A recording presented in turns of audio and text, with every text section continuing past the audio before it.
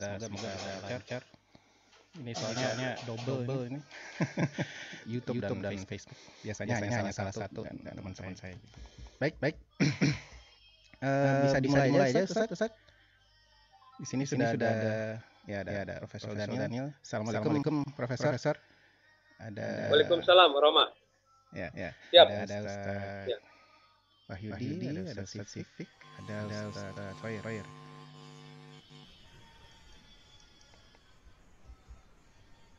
Baik, kalau kita mulai. Bentar. Baik.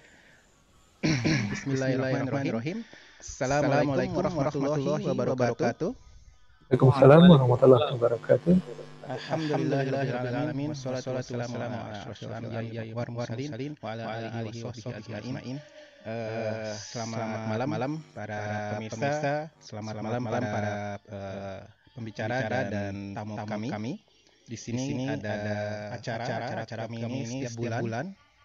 Acaranya santai sebetulnya. Jadi sebetulnya kalau offline ini ada makanan sebetulnya ini. Tapi berhubung kondisi maka kita adakan online. Tapi tetap kita ini acaranya santai. Lalu acara di sini namanya disuput atau bisa dikatakan diskusi seputar isu dan problematika umat.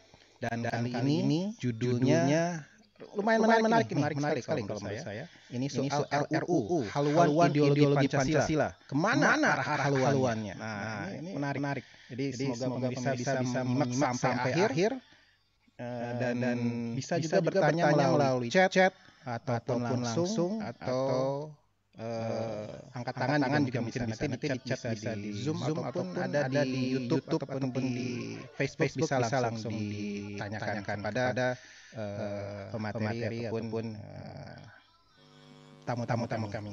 Baik. Kalau begitu saya langsung saja ke MC kami yaitu Ustaz Ade Orianto. Ori ini. Sebentar. Dia belum di-admit ternyata. Baik, dia mau join sebentar. Mungkin saya menyapa dulu kepada Ustaz Wahyudi Al-Maroki. Bagaimana kabarnya Ustaz? Alhamdulillah, kabar baik. Semoga antum juga demikian. Saya juga ingin mengucapkan selamat datang kepada Ustaz Sifik. Bagaimana Ustaz? Katanya perumahan lancar ini kayaknya. Semoga lancar. Doakan aja. Alhamdulillah. Syariah, perumahan syariah, insya Allah makin. Lalu saya juga ingin mengucapkan kepada Profesor Daniel. Bagaimana Prof? Sehat? Walafiat mungkin? Alhamdulillah. Assalamualaikum. Waalaikumsalam sekalian. Assalamualaikum warahmatullahi wabarakatuh. Baik. Nah, co-hostnya sudah ada ini. Siap. Ustaz Ade sebagai MC pada malam ini di acara Disuput. Silakan saya langsung aja ini. Saya udah perkenalkan, tapi saya kenalkan lagi aja karena ini santai. Silakan Ustaz. Diambil alih. Silakan. Tafadhol.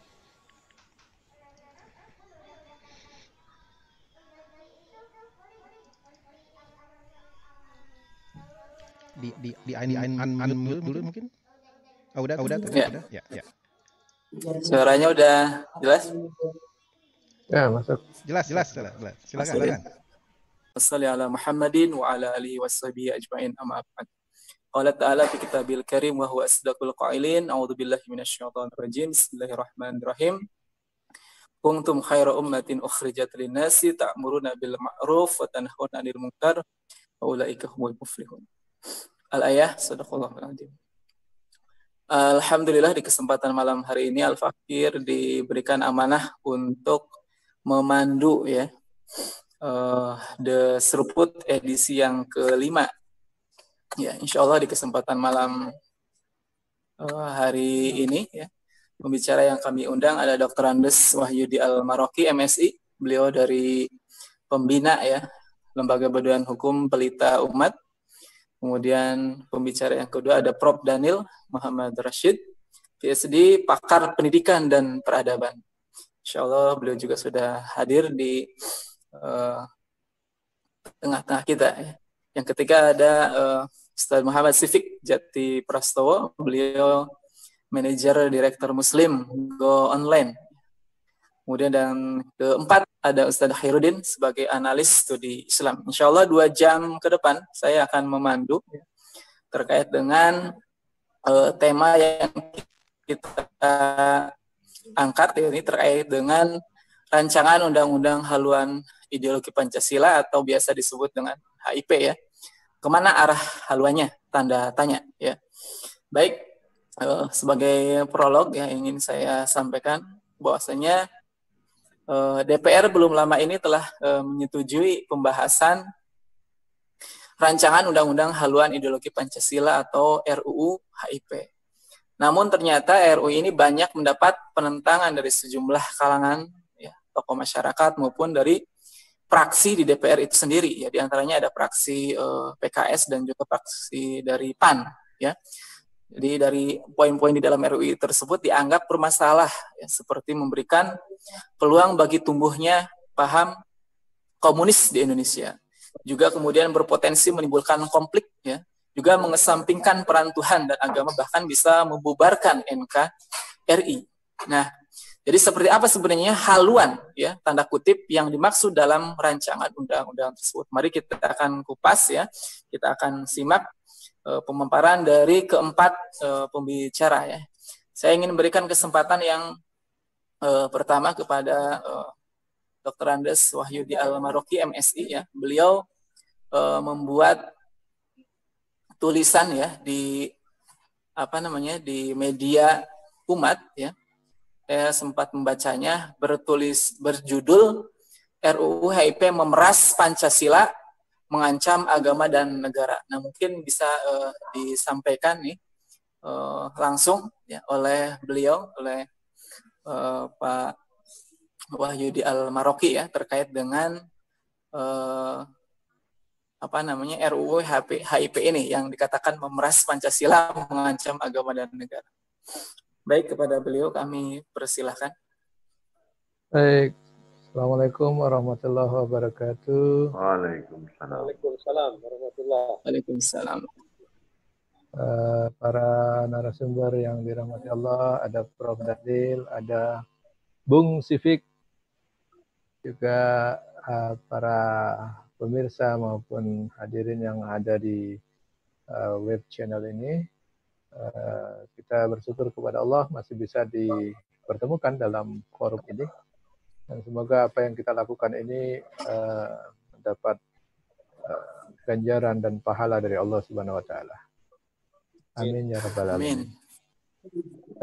Kesempatan ini saya ingin memulai dengan karena ditanya haluannya mau kemana gitu ya. Tentu kita mencari peta di belakangnya, jejaknya. Walaupun saya sudah memberikan catatan-catatan pasal-pasal yang krusial situ posisinya, namun saya hanya ingin memberikan outline karena waktunya juga terbatas.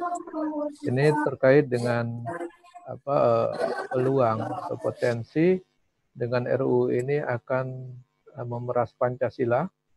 Bahkan bukan sekedar memeras, dia akan bisa berpotensi mengganti Pancasila itu sendiri. Dan juga di pasal lain dia justru mengancam agama, bukan posisinya mengancam hanya sekedar potensi, tetapi peluang untuk meminggirkan peran agama, bahkan di beberapa pasal itu mengamputasi otoritas Tuhan. Itu yang krusial sekali kalau menurut saya. Dan di ujungnya tentu ketika bisa memeras Pancasila dan berpeluang mengganti Pancasila, maka otomatis negara juga akan tergantikan atau berubah. Karena kita lihat ada peluang untuk mengganti itu. Nah, peluang mengganti itu sebenarnya saya lihat ada di pasal 7 ya. Jadi kalau kita lihat, dia memang nampak sekali posisinya itu menjadikan ciri pokok.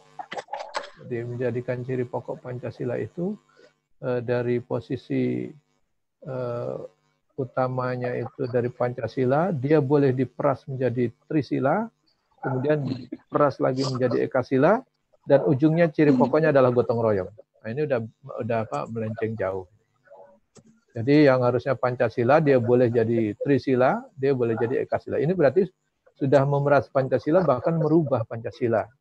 Nah, kalau ini di pasal 7 ini dia terjadi, maka sebenarnya Pancasila sudah tidak ada. Berubah jadi Trisila atau berubah menjadi Ekasila. Nah, kalau ini sudah terjadi, berarti istilah saat ini yang mengagung-agungkan paham NKRI harga mati atau paham aliran bahwa tidak bisa dirubah dan seterusnya itu gugur gitu. Jadi mitos untuk mengatakan bahwa NKRI harga mati atau Pancasila harga mati itu sebenarnya tidak terbukti lagi kalau ini bisa dilaksanakan.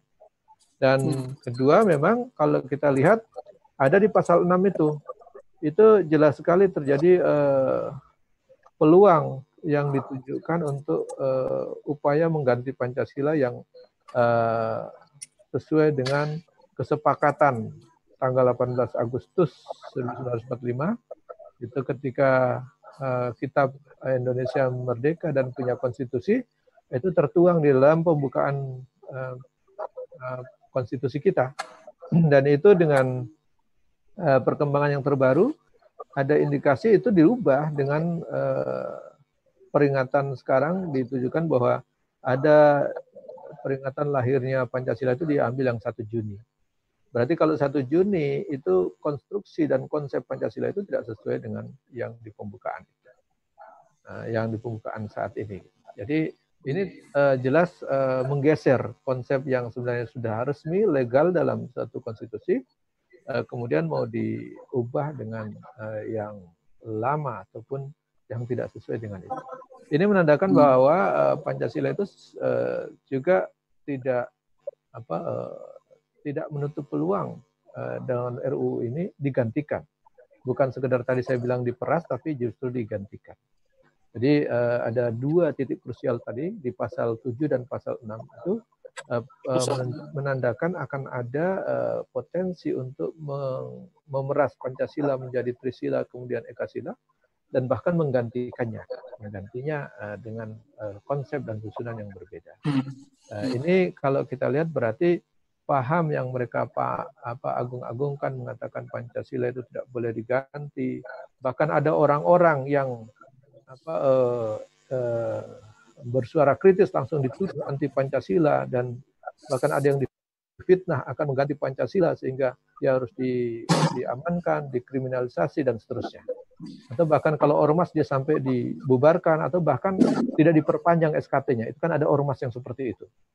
Ya, kita nggak sebut ormasnya, mungkin kita sebut inisialnya lah, FPI dan HTI kan mengalami itu gitu. Dengan dalih bahwa dia tidak sesuai atau anti dan seterusnya, sehingga dia dicap ingin mengganti dan seterusnya. Itu menandakan bahwa sebenarnya konteks ini tidak bisa tertutup kemungkinan untuk terjadi pergantian itu. Dan di RUU HIP ini itu nampak jelas ada upaya untuk mengganti itu. Jadi haluannya akan terjadi pergantian. Nah, sebenarnya siapa sih yang bisa menggantikan itu atau bisa mengganti Pancasila atau merubah Pancasila atau merubah konstitusi atau merubah bentuk negara? Siapa yang bisa melakukan? Selama ini ada orang-orang menuduh, bahkan menuding atau memfitnah, ada pihak tertentu yang ingin merubah Pancasila, mengganti Pancasila atau merubah NKRI, dituduhnya kepada personal atau kepada ormas, itu berarti tuduhan yang salah alamat. Karena kita pun tahu, dan semua orang tahu, kalau dia paham ketatanegaraan, tidak mungkin orang per orang atau kelompok itu bisa merubah negara, merubah konstitusi, atau merubah dasar negara. Justru yang bisa merubah adalah penguasa yang sedang berkuasa, atau rejim yang sedang berkuasa, karena dia diberi kewenangan oleh konstitusi maupun undang-undang yang ada. Jadi, misalnya dengan sekarang RUU HIP ini sangat mungkin bisa terjadi perubahan. Berarti yang bisa merubah mengganti Pancasila, mengganti konstitusi, merubah konstitusi, bahkan merubah bentuk negara, itu adalah institusi yang legal, yaitu instrumen negara yang dalam hal ini dikelola oleh rezim yang berkuasa. Nah, tetapi yang selama ini dialamatkan kan kepada orang-orang yang anti rezim atau mengkritik rezim, maka dituduh anti Pancasila, dituduh ingin mengganti Pancasila. Nah, ini menunjukkan ini terjadi salah alamat atau bahkan mungkin terbiasa dengan memfitnah hal-hal seperti itu. Ini yang poin yang kedua, bahwa haluan kita akan terjadi perubahan yang drastis ketika RUU ini disahkan. Akan berubah kemana? Mungkin nanti akan bisa dijelaskan oleh Prof. Daniel, tapi indikasinya jelas tidak mengarah kepada mendekat kepada Tuhan. Nah, ke arahnya ke sana.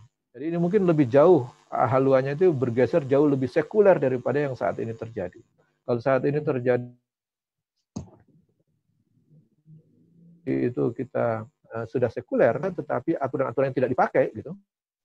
Mungkin tahap berikut akan semakin jauh lagi dari itu, sehingga mungkin peran Tuhan dipinggirkan. Nah, itu kalau saya catat, ketika ia ingin meminggirkan peran dari Tuhan dalam konteks ini agama, gitu, itu sudah tercantum di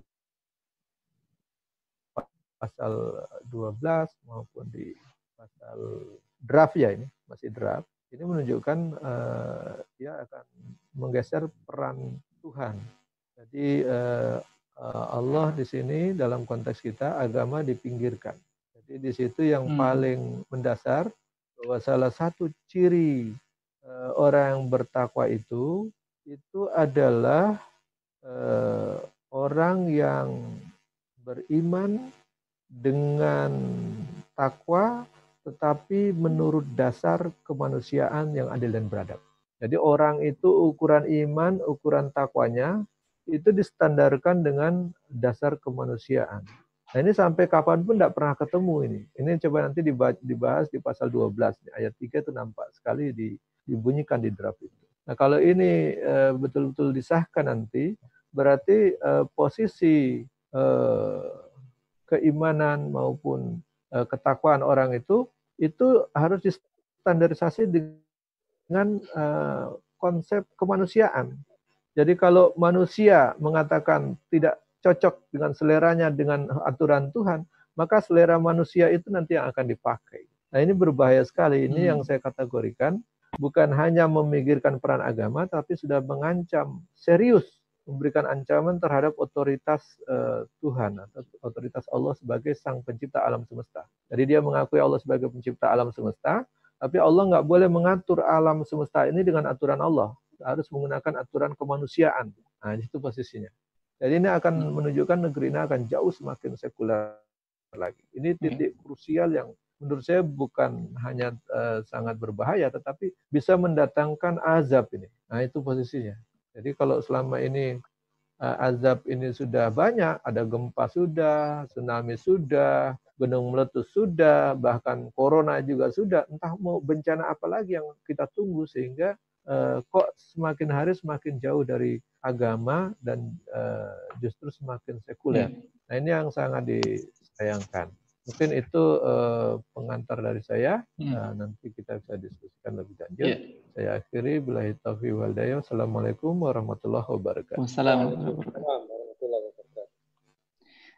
Baik, itu tadi sedikit ya, mungkin mengupas terkait dengan beberapa hal yang tentu sangat krusial dengan draft yang disusun ya di RUU HIP ini.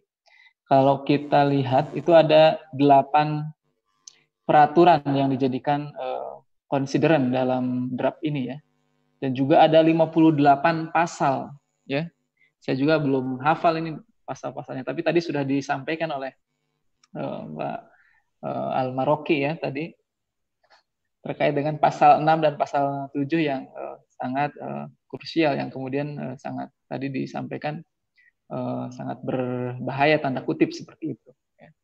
Nah, mungkin bisa disampaikan sedikit terkait dengan kenapa kemudian di tengah situasi seperti ini tiba-tiba gitu ya DPR membahas terkait dengan rancangan undang-undang HIP ini. Mungkin bisa disampaikan Ustaz Wahyudi. Kira-kira kenapa ini? Jadi sebenarnya pertanyaan ini kita harus tanyakan kepada anggota Dewan ini. Kenapa justru situasi begini dia mengeluarkan RUU seperti ini?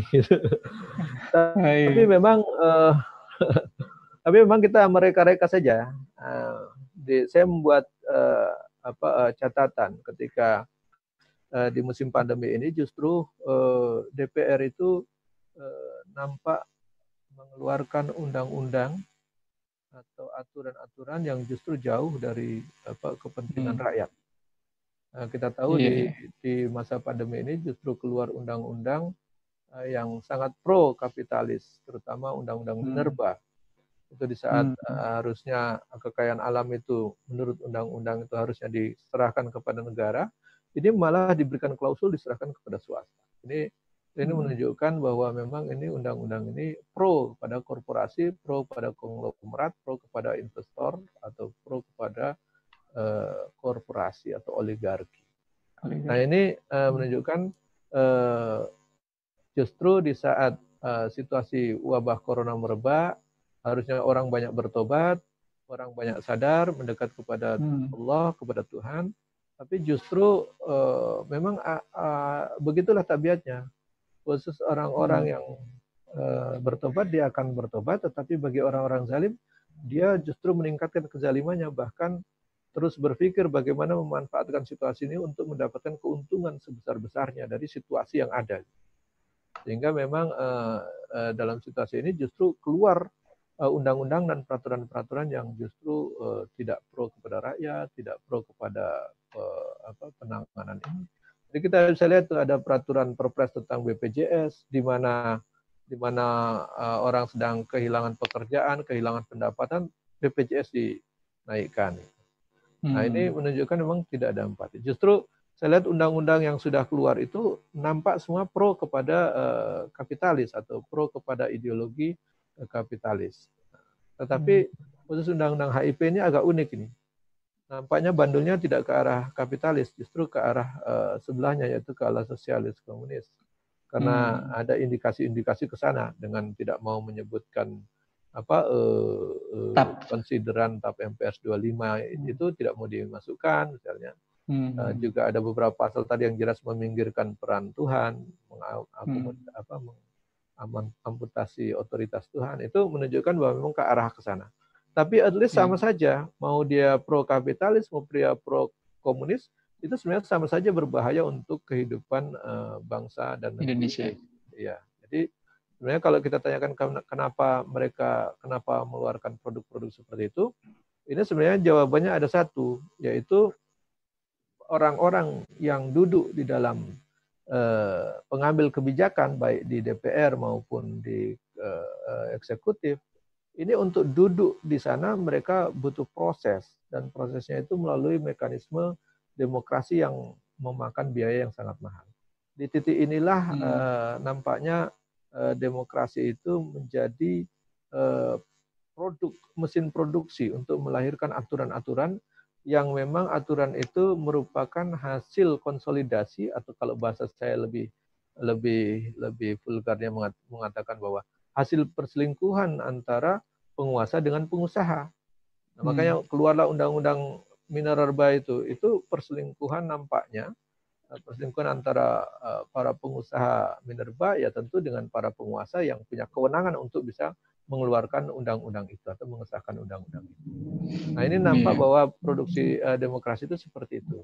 Dan karena itu dia memproduksi tidak hanya sekali, bahkan terus berulang, maka saya selalu mengatakan bahwa demokrasi adalah alat reproduksi kebijakan dan peraturan atau memproduksi undang-undang yang pro kepentingan, bukan kepentingan rakyat, tapi justru kepentingan para konglomerat atau korporasi. Mungkin di situ diskusi. Baik, syukran Ustaz Wahyudi Al-Maroki. Tadi sudah memaparkan terkait dengan fakta-fakta ya, terkait dengan rancangan undang-undang HIP ini. Baik, saya beralih ke Prof. Daniel ya. Mungkin bisa ditambahkan terkait dengan fakta atau kemudian bahkan analisa ya terkait dengan haluan ya Pancasila ini akan kemana ya, seperti itu. Mungkin bisa disampaikan Prof. Daniel. Baik, bismillahirrahmanirrahim. Ya, assalamualaikum warahmatullahi wabarakatuh. Waalaikumsalam warahmatullahi wabarakatuh. Ya, jadi memang kalau kita ibaratkan negara ini sebagai sebuah kapal, sejak kelahirannya 17 Agustus 45, itu haluannya memang berubah-ubah. Haluannya selalu berubah-ubah. Jadi saya ingin memberi perspektif untuk bisa memahami apa yang terjadi sekarang dari perspektif sejarah sebentar. Ya, pertama, kita praktis tidak bisa melaksanakan Undang-Undang Dasar 1945 sejak proklamasi karena kita disibukkan oleh agresi Belanda. Ya. Kemudian kita berubah menjadi negara serikat, ya, serikat. Lalu sejak tahun 55 kita menggunakan undang-undang sementara, ya, undang-undang sementara, ya. Sampai dekret presiden tahun 59, ya, dekret presiden tahun 59 untuk kembali ke Undang-Undang Dasar 45 yang dijiwai dengan semangat Piagam Jakarta. Jadi ini menarik, ya, karena interpretasi dekret itu ada sentuhan Piagam Jakarta yang kita tahu isinya. Ya. Nah, yang paling disadari adalah bahwa tahun-tahun itu, tahun 60-an itu kita dunia sedang berada dalam perang dingin, pertarungan antara blok barat yang kapitalistik dan juga blok timur yang sosialis komunis. Ya. Jadi saya kira ini Indonesia tidak berada di dalam ruang vakum dan Pancasila itu diterjemahkan oleh rezim saat itu yang tidak bisa melepaskan diri dari konteks hubungan internasional. Ya, jadi saya kira international relation antara negara-negara itu menjadi penting untuk memahami dinamika haluan, ya, yang terjadi pada kapal Indonesia itu. Ya. Nah, tahun 67, tahun 66 setelah G13 PKI dan kelahiran Orde Baru, itu praktis kita mengarah, kalau selama Bung Karno, selama Orde Lama, sejak dekret sampai kejatuhan Bung Karno, itu kita bergerak ke arah sosialisme lah, katakan begitu ya. Maka sejak Orde Baru, Pak Harto membuka diri mengarah ke arah lebih kapitalisme, ya, dengan mulai dengan undang-undang penanaman modal asing, ya, sehingga banyak perusahaan-perusahaan asing, terutama perusahaan-perusahaan Amerika dan Barat, masuk ke Indonesia, termasuk Freeport, perusahaan-perusahaan minyak dan sebagainya itu. Ya. Nah, saat itu kita boleh katakan bahwa haluan Pancasila menurut Orde Baru itu saya sebut kalau kapitalisme liberal, tapi dia ersatz, dia sifatnya agak palsu gitu. Jadi ersatz kapitalisme. Jadi belum sepenuhnya lah kapitalisme malu-malu lah gitulah kira-kira. Nah, jadi saya kira ini yang penting dicermati pada saat itu adalah bagaimana sekularisasi dan penyiapan masyarakat industri dilakukan secara besar-besaran melalui persekolahan massal. Ya. Jadi persekolahan itu menjadi instrumen menyiapkan budaya untuk menyediakan tenaga terampil yang murah bagi kepentingan investasi asing. Ya. Jadi saya kira ini perlu dari segi perspektif peradaban kita juga melihat bagaimana lahan budaya itu disiapkan oleh sistem pendidikan nasional yang selama 40 tahun terakhir itu digantungkan pada persekolahan. Ya, jadi ini penting melihat faktor persekolahan itu. Ya. Nah, tahun 91 itu Uni Soviet jatuh ya. Sebelum itu tahun 90-an lah. 8990 itu eksperimen sosialisme di Rusia itu jatuh, gagal, tembok Berlin ambruk, ya, dan seterusnya, ya. Dan itu kemudian kita melihat tahun 98 Pak Harto jatuh, ya, Orde Baru jatuh, kemudian dilakukan oleh DPR MPR waktu itu masih menggunakan Undang-Undang Dasar 45, dilakukan reformasi, ya, reformasi menuju kapitalisme penuh, ya. Jadi kalau kita lihat Undang-Undang Dasar kita setelah amandemen itu sulit disebut sebagai Undang-Undang Dasar 45, ya. Jadi itu Undang-Undang Dasar 2002 dengan semangat haluan baru, haluan kapitalisme secara terang-terangan, ya. Karena banyak pasal-pasal Undang-Undang Dasar 45 itu digantikan, ya. Jadi struktur semangat haluan yang sebetulnya ada di dalam Undang-Undang Dasar 45 itu diubah, ya. Diubah oleh amandemen-amandemen itu. Nah, pada saat ini saya harus mengatakan bahwa haluan Pancasila itu sebetulnya ada pada batang tubuh Undang-Undang Dasar, ya. Jadi kalau kita mau menafsirkan Pancasila, tafsir yang pertama yang penting itu adalah batang tubuhnya, ya. Seperti tafsir Quran itu adalah hadis, ya, kena begitu, ya. Nah, jadi begitu Undang-Undang Dasar itu diubah, maka haluan berubah, ya, haluannya berubah, ya. Jadi saya kira ini penting catatan saya ini, ya. Kemudian, jadi praktis sekarang ini kita menggunakan Undang-Undang Dasar 2002 yang kapitalistik dan menggunakan demokrasi liberal, ya. Tadi sudah diuraikan oleh Ustadz Wahyudin Al-Maroki, kita menggunakan sistem pemilihan langsung, kita membubarkan sistem perwakilan, yang dipentingkan adalah sistem keterpilihan, ya, bukan keterwakilan. MPR kita praktis hapus, presiden tidak bertanggung jawab pada MPR, sulit menjatuhkan presiden.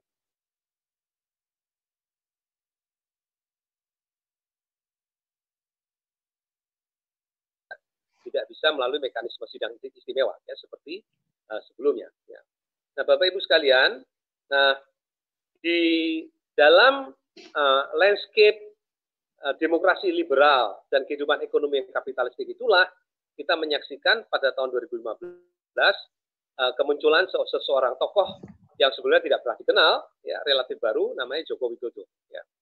Nah, Joko Widodo ini tahun 2015 naik. Nah, sebelumnya kita juga harus mencermati bahwa kekuatan-kekuatan Cina terutama, Cina sudah sejak tahun awal 2000 itu sudah menjadi kekuatan baru, ya, kekuatan baru ekonomi dunia, sehingga gravitasi pertumbuhan ekonomi dunia itu praktis digerbongi atau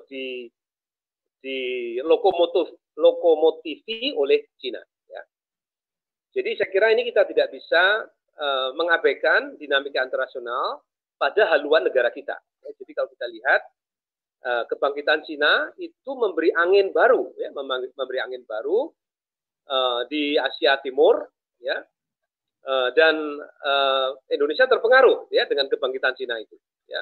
Karena kita juga memiliki hubungan sejarah yang cukup lama dengan Cina, ya. Mungkin hubungan kita dengan Cina itu sudah sejak zaman Mojopahit, ya.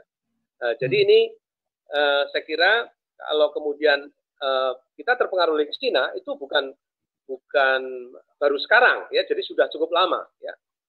Dan kita tahu bahwa Cina telah menjadi semacam powerhouse yang baru. Dia menjadi lokomotif pertumbuhan dunia, termasuk menjadi semacam ancaman bagi kekuatan-kekuatan yang sudah mapan seperti Amerika dan Barat, ya. Nah, saya kira menarik untuk mencermati bahwa pada tahun 2015-an atau sebelumnya itu Cina telah meluncurkan satu program namanya Belt and Road Initiative, ya, BRI, kemudian menjadi obor One Belt One Road itu. Jadi saya kira ini hubungan Indonesia dengan Cina itu semakin dekat, ya, semakin dekat. Kenapa? Karena pada kira-kira 5 tahun sampai 6 tahun yang lalu itu Amerika Serikat terlalu inward looking, dia terlalu melihat ke dalam, ya.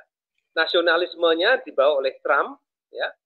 Kecenderungan globalnya menurun, ya, seiring dengan munculnya Trumpisme ini.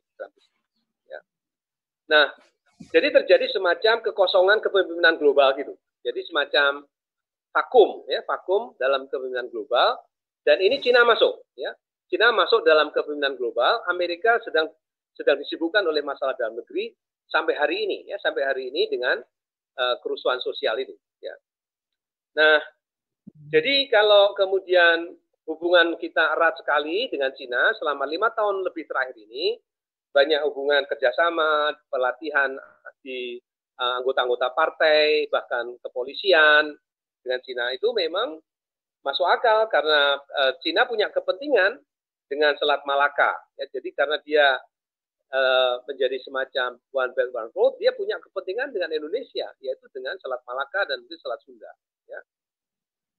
Sehingga memang kepentingan Cina untuk menjalin hubungan dengan Indonesia, termasuk dengan memberi hutang, ya, memberi hutang sekaligus melalui mekanisme penanaman modal, ya, penanaman modal. Dan ini saya kira walaupun Cina itu secara politik komunis, tapi dia secara ekonomi dia state capitalism, sebenarnya dia kapitalisme negara. Jadi saya kira ciri-cirinya tidak bisa kita tidak sepenuhnya bisa antara komunisme dan kapitalisme ini. Ya, jadi saya sependapat dengan apa yang dikatakan oleh Pak Wahyudi tadi. Ya. Jadi kalau kemudian ada anggota dewan yang kemudian membuat undang-undang seperti HIP ini, maka ini bisa kita pahami dalam perspektif itu. Ya. Nah, kenapa kok diluncurkan pada saat pandemi? Saya kira pandemi ini membuka semacam peluang untuk secara diam-diam mengarahkan haluan NKRI ini, ya, di saat orang sedang lengah gitu, tanpa melalui prosedur amandemen, ya. Jadi sebetulnya kalau kita mengubah haluan seperti dilakukan oleh Reformasi 98 itu dilakukan melalui amandemen, ya, amandemen dengan mengubah konstitusi. Ya, jadi itu, tapi ini enggak. Ini dilakukan dengan undang-undang, ya, dengan undang-undang. Jadi tidak memerlukan semacam pleno MPR, ya, untuk mengubah haluan, tapi ini secara diam-diam mengajukan undang-undang yang sifatnya fundamental, ya, karena dia menyangkut hampir seluruh sektor, pendidikan, ekonomi, industri, pertahanan, itu diurusi semua oleh RUU ini. Jadi ini semacam omnibus law, semacam omnibus law, tapi tidak cuma ngurusi yang sifatnya sektor tertentu, ya. Tapi ini mengurusi semuanya, ya, sejak perencanaan, monitoring. Jadi kalau kita lihat pasal-pasal awal itu, pasal-pasal ini semua diurusi, dan ini memang berpotensi mengganti konstitusi. Jadi dia posisinya seperti konstitusinya. Cuma ini bunyinya undang-undang. Jadi ini kamuflasenya luar biasa. Jadi kekacauan, ya, dinamakan undang-undang, tapi substansinya dia mengganti konstitusi. Jadi betul yang dikatakan oleh Ustadz Maroki tadi, bahwa ini akan mengganti negara, ya, mengganti negara. Ya. Jadi Bapak sekalian, saya kira itu. Jadi kalau kita melihat faktor COVID yang pandemi ini, saya melihatnya ini ada semacam pertemuan kepentingan antara agenda kelompok-kelompok kiri di Indonesia, ya, dan kelompok-kelompok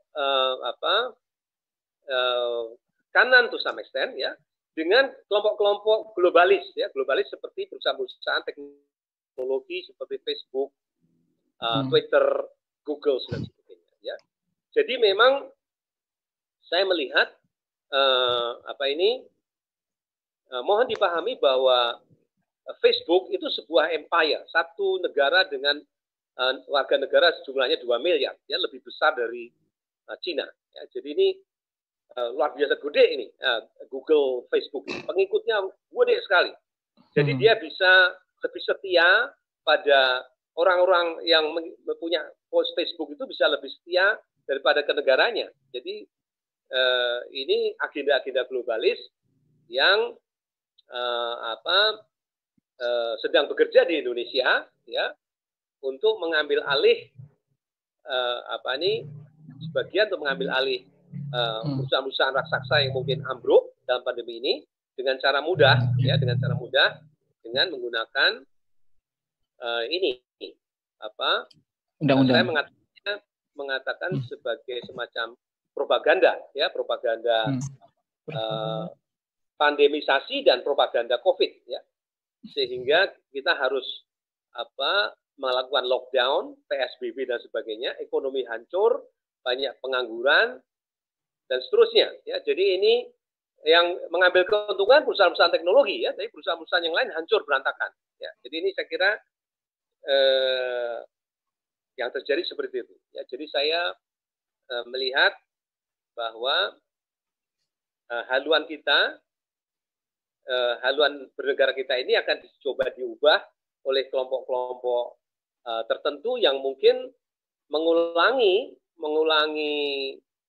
kembali agenda mereka yang tertunda tahun 65 itu, tahun yang mungkin ditunda, ini mungkin ada kesempatan untuk masuk, ya, pada saat pandemi terjadi, ya. Jadi ini saya membaca ada kepentingan yang sama atau kelompok-kelompok ini mencoba menunggangi kesempatan yang dibuka lebar-lebar oleh pandemi untuk menjalankan agendanya.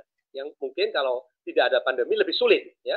Kalau tidak ada pandemi lebih sulit, ini pandemi bagi mereka akan lebih mudah masuk meluncurkan agenda-agenda untuk mengarahkan haluan negara kita ke arah yang lain, ya, sesuai dengan kepentingan mereka, ya.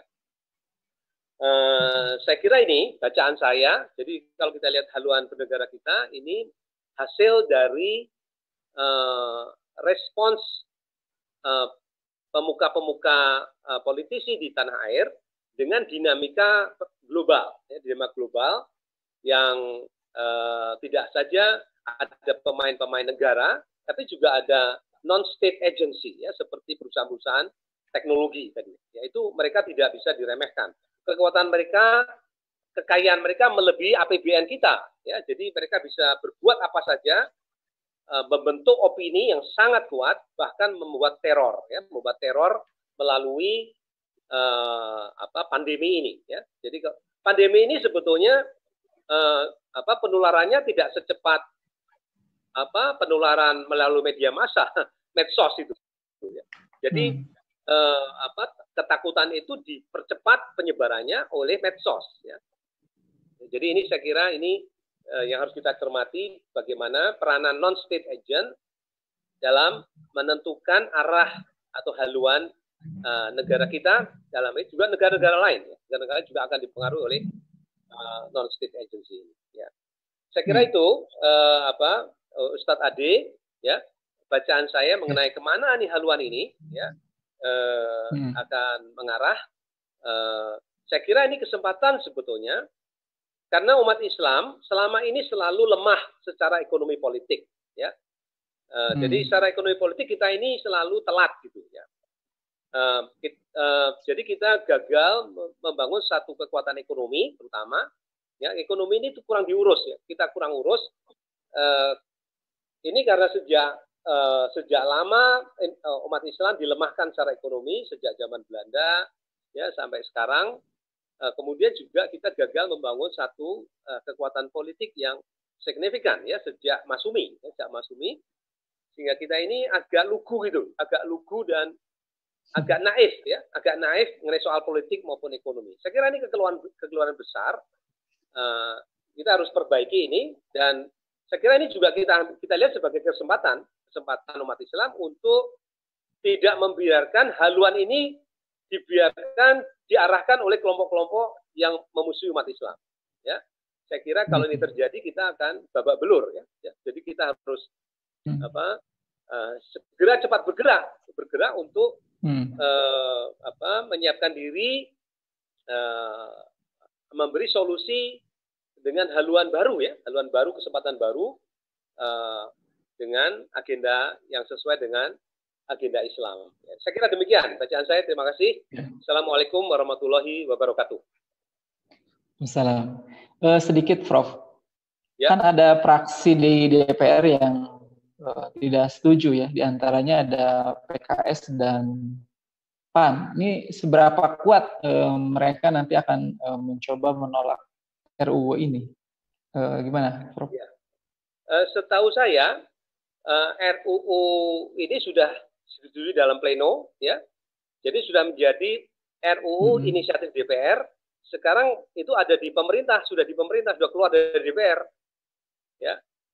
Jadi walaupun PKS dan PAN, mungkin Demokrat juga tidak walk out dalam proses pembahasan, tapi kenyataannya draftnya sudah keluar dari pleno DPR. Sekarang tinggal dikirimkan ke pemerintah untuk disetujui, ya, melalui mekanisme perundang-undangan, di mana inisiatifnya dari DPR. Jadi ini undang-undang sudah keluar dari DPR, udah, ya, setahu saya. Ya, jadi dia sudah menjadi RUU inisiatif DPR. Ya, jadi secara internal DPR sudah selesai. Sekarang tinggal pemerintahnya. Ya, jadi kalau kita mau mencegah ini terjadi, maka kita harus cegah di eksekutifnya lagi. Sekarang ikuti di eksekutif. Ya. Tidak lagi di legislatif. Jadi kita harus cegah di eksekutif. Ya. Saya kira demikian. Ya. Ya, baik Prof. Saya beralih ke pembicara selanjutnya nih karena waktunya agak mepet ke Pak Sifik ya, terkait dengan beliau ini praktisi di dunia digital ya. Tadi disampaikan ini ada peluang sebenarnya ya dari kesempatan umat Islam ya untuk membangun terkait dengan tadi kesempatan yang ada saat ini ketika kemudian raksasa-raksasa dunia, perusahaan-perusahaan global ya disampaikan tadi oleh Prof. Daniel yang kemudian menggurita khususnya di Indonesia ya. Ada tanggapan atau fakta ya kesempatan di dalam yang kemudian berkaitan dengan dunia digital ya. Silakan Ustaz Sifik. Ya, terima kasih Ustaz Adik. Assalamualaikum warahmatullahi wabarakatuh. Waalaikumsalam. Waalaikumsalam. Ya, salam kenal Prof. Daniel, baru ketemu kita ya. Salam. Yang lain saya sudah kenal, terutama senior saya, Ustaz Wahyudi Al-Maroki. Senior udah, waalaikumsalam. 3 tahun nggak ketemu muka ini, baru kali ini ketemu lagi. Untung ada wabah corona, untung ada new normal, untung ada RUU HIP. Kalau nggak ketemu, nggak mungkin saya ketemu Profesor Daniel. Untung ada seruput juga Bang. Seruput juga. Makanya tadi saat adik kan ngomong begitu kan. Ya ini sisi peluangnya. Kalau mau dikatakan ya peluang. Ini positifnya. Kalau nggak ini, saya nggak akan ketemu Profesor Daniel. Surabaya jauh. Pak Wahyudi yang di mana dekat mall Fatmawati aja 3 tahun nggak ketemu saya. Mungkin lebih. Ini peluangnya. Tapi yang paling penting begini, saya sebagai praktisi digital, betul tadi kata Profesor Daniel bahwa ada state yang nggak punya bendera, tapi bisa ngatur dunia. Yaitu tadi, negara Google dan negara Facebook. Setuju saya. Nah, saya udah 7 tahun, Prof. 7 tahun, mungkin lebih ya, 11 tahun di dunia digital, tapi 7 tahun ini kami bersama komunitas itu gimana caranya, memang itu dua raksasa atau banyak raksasa yang kita nggak bisa taklukkan, tapi gimana caranya kita tidak takut sama mereka. Makanya di Indonesia terkenal ada white hat, jadi kalau suruh iklan berbayar kita tidak mau, tapi tetap dampaknya kayak iklan berbayar. Nah, masih bisa kita akali. Orang Indonesia itu kan pintar ngakali. Nah, oke. Kaitannya sama RUU HIP tadi, saya sepakat bahwa dalam masa corona ini kenapa banyak undang-undang yang luar biasa quote unquote sungguh sangat merugikan khususnya umat Islam. Ini jadi pertanyaan kita. Dalam masa corona, harusnya di masa corona itu buat undang-undang gimana caranya masyarakat itu bertahan gitu. Bertahan hidup. Kalau mau nyontoh Jerman lah. Kalau nggak mau pakai syariah Islam, contoh Jerman. Pajak dihilangkan, subsidi dikuatkan, ada undang-undang sampai tidak boleh mendenda orang sampai keluar rumah. Kalau mau begitu, undang-undang nggak, ya istilahnya teman tetangganya Pak Profesor Daniel ini nggak main belas. Apa namanya? Harusnya kan kekuatan di situ. Nah, kenapa masa corona itu jadi kesempatan membahas sesuatu yang tidak diperlukan oleh masyarakat banyak. Dan sebagai saya praktisi digital, saya melihat diskusi dialog ini tentang RUU HIP yang dikeluarkan oleh pihak berwenang itu tidak ada, baik yudikatif maupun legislatif, tidak ada komunikasi gitu loh. Ujuk-ujuk kita kaget, udah keluar, udah di eksekutif gitu. Kalau masih di legislatif, kita bulinya enak gitu loh, teriak-teriaknya enak. Kalau sudah di eksekutif gimana? Nah, ini kan jadi persoalan kan. Nah ini hal-hal yang sungguh paradoks sekali lah.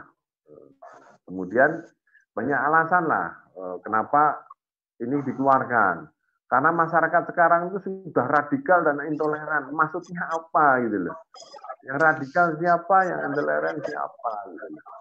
Berarti selama ini 70 tahun ini berarti Pancasila nggak benar dong selama ini. Berarti HTI dicabut, ininya tidak Pancasilais dong. Kenapa harus ada RUU HIP? Kan gitu logikanya.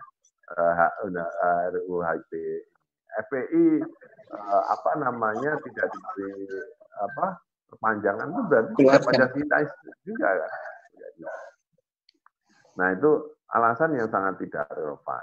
Sangat tidak relevan. Padahal Bu Siti Zuhro itu penelitiannya sudah jelas bahwa masalah negeri ini menurut beliau ya, itu ada ketimpangan sosial dan kapitalisme. Udah itu. Harusnya kalau mau ya RUU bukan HIP isinya bagaimana kapitalisme itu tidak berada di Indonesia. Kalau mau menurut penelitiannya Bu Siti Zuhro ya. Tapi apa boleh buat, sudah jadi gugur, semuanya sudah kelewat. Nah, ini apa yang perlu kita lakukan bersama-sama. Itu yang pengen saya tanyakan nih pada dua pakar nih, Profesor Daniel dan guru saya, senior saya, Ustaz Wahyudi Al-Marauqi. Nah, apalagi ini kan lucu nih, ada partai yang ngotot TAP MPRS tidak dimasukkan. Kan lucu tuh. Ngototnya nggak begitu ya. Tidak dimasukkan, tapi TAP yang lain dimasukkan. Ini kan lucu. Dan ngototnya setengah mati. Luar biasa. Ini kan menunjukkan bahwa selama ini kecurigaan umat Islam itu berdasar. Ya nggak ada ini lagi, nggak ada alasan lagi untuk menolak kecurigaan umat Islam yang selama ini dituduhkan mereka, tapi mereka punya senjata macam-macam untuk menuduh kita. Dan ini semoga saudara-saudara kita agama lain mendengar, karena ini live ya. Ini harusnya menjadi keprihatinan kita bersama. Kenapa kalau ada undang-undang seperti ini, umat Islam yang paling teriak keras. Padahal ini dampaknya bukan hanya ke umat Islam, pada yang lain-lain. Tapi diskusi saya lihat di dunia digital, itu diskusi teman-teman, saudara-saudara kita sebangsa itu tidak ada. Selalu yang mendominasi kita, umat Islam. Jadi benar, kata Bung Tomo, lagi-lagi Surabaya, Bung Tomo, bahwa semangat pahlawan itu ternyata ada di kita. Mau nggak mau ya sudah, tugas kita sebagai umat mayoritas melindungi negeri ini. Walaupun kita berharap teman-teman, saudara-saudara lain yang beragama lain juga ayo teriak dan lain sebagainya. Ini bukan mengancam eksistensi agama Islam yang istilahnya Profesor Subeki mengagamakan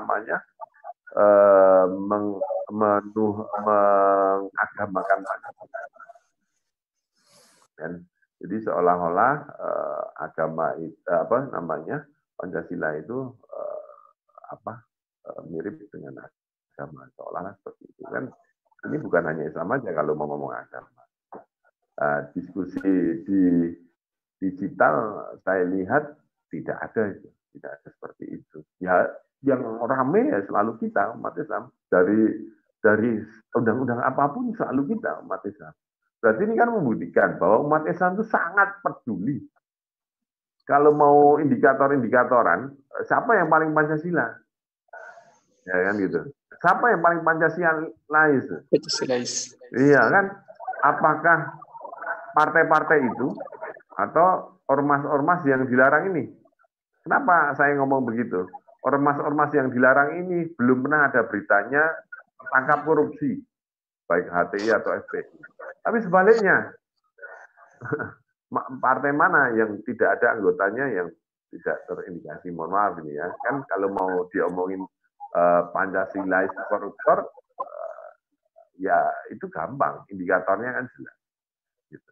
Nah, ini kan juga jadi persoalan juga nih, diskusi di dunia digital ini. Indikator Pancasila nanti apakah mengatur sampai urusan personal atau hanya sosiologi aja? Kalau menurut teori, memang itu hanya mengatur bersosialisasi sama ini, nggak sampai mengatur ke dalam. Tapi kok saya nggak yakin kalau ini bisa ditetapkan, itu jadi alasan untuk mengatur segala-galanya. Beribadahlah sesuai dengan apa yang diharapkan oleh rakyat. Ini kan sangat berbahaya. Nah, kira-kira itu mungkin ini sebagai pembuka diskusi kita yang lebih menarik dan lebih panjang. Itu Ustaz, Adik. Ya, syukran Ustaz Sifik. Baik, ini kita ada kurang lebih 15 menit lagi sebelum sesi diskusi ya. Saya beralih ke pemaparan yang keempat ya dari Ustaz Khairuddin sebagai analis pendidikan ya. Ini bagaimana kemudian Islam ya memandang terkait dengan undang-undang yang kemudian ini tadi dikatakan sudah sampai di eksekutif ya. Tapi di sisi lain memang ada kesempatan yang disampaikan oleh Prof. Daniel, ada kesempatan umat Islam untuk membangun kekuatan ya. Nah, ini bagaimana kemudian terkait dengan analisanya. Silakan Ustaz Khairuddin. Bismillahirrahmanirrahim. Assalamualaikum warahmatullahi wabarakatuh. Waalaikumsalam warahmatullahi wabarakatuh. Alhamdulillah wassalatu wassalamu ala Rasulillah, amma ba'du. Segala puji milik Allah, salawat dan salam atas Rasulullah sallallahu alaihi wasallam. Para rekan-rekan yang dirahmati Allah Subhanahu wa taala, saya ingin melihat terkait dengan persoalan rancangan undang-undang HIP ini dalam perspektif Islam, karena memang saya semenjak menempuh pendidikan di UIN Syarif Hidayatullah memang bergelut dalam studi Islam, dirasat Islamiyah, dan juga alhamdulillah selama menempuh pendidikan di UIN juga sempat berguru dengan salah satu pemateri kita. Nah, itu perlu saya sampaikan bahwa fokus saya dalam hal ini terkait dengan perspektif Islam. Di mana persoalan ini saya melihat ini persoalan rancangan undang-undang HIP ini kalau saya melihat ini kebingungan sebenarnya, kebingungan dalam kehidupan berbangsa dan bernegara saat ini. Makanya dibuatlah bermacam-macam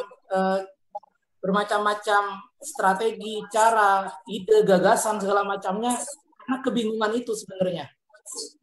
Kalau kita bertanya misalnya begini, nih, sebenarnya selama ini negeri kita, bangsa kita ini berhaluan ideologi apa gitu?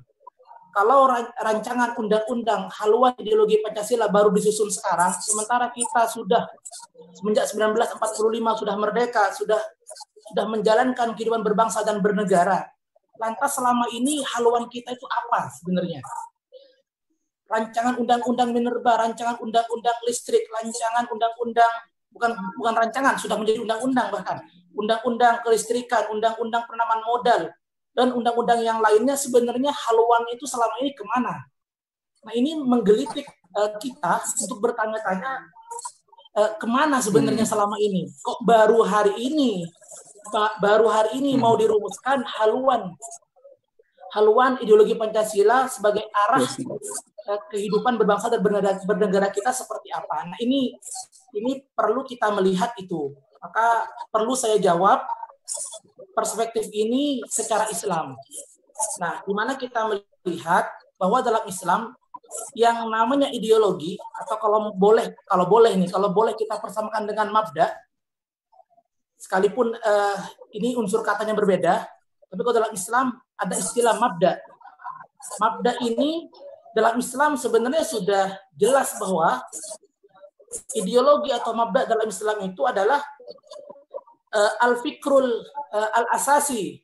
Nah, jadi pemikiran mendasar tentang kehidupan, di mana dibangun di atasnya itu fikrun akhor, pemikiran yang lain, pemikiran cabang.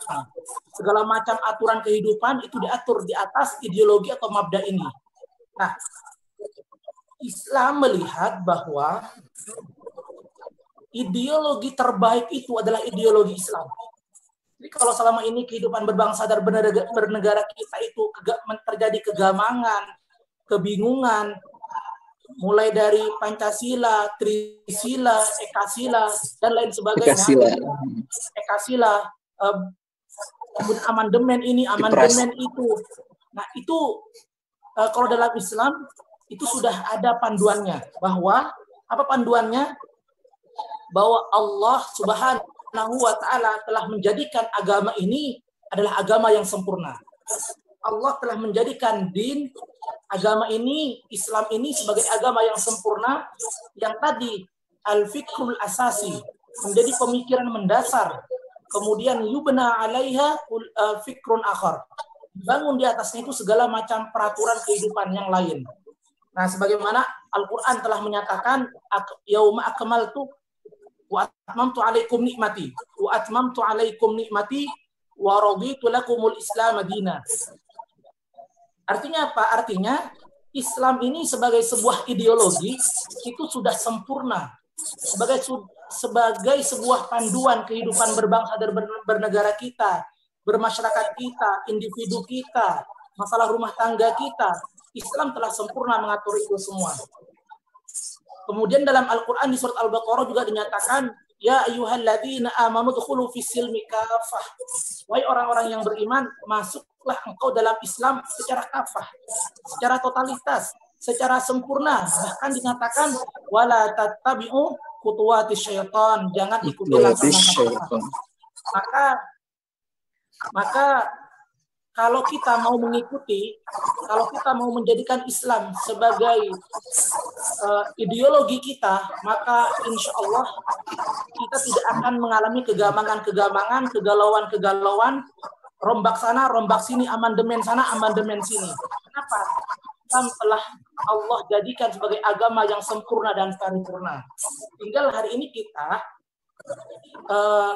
bagaimana melakukan dakwah di tengah-tengah masyarakat untuk menyadarkan umat tentang pentingnya ideologi Islam itu.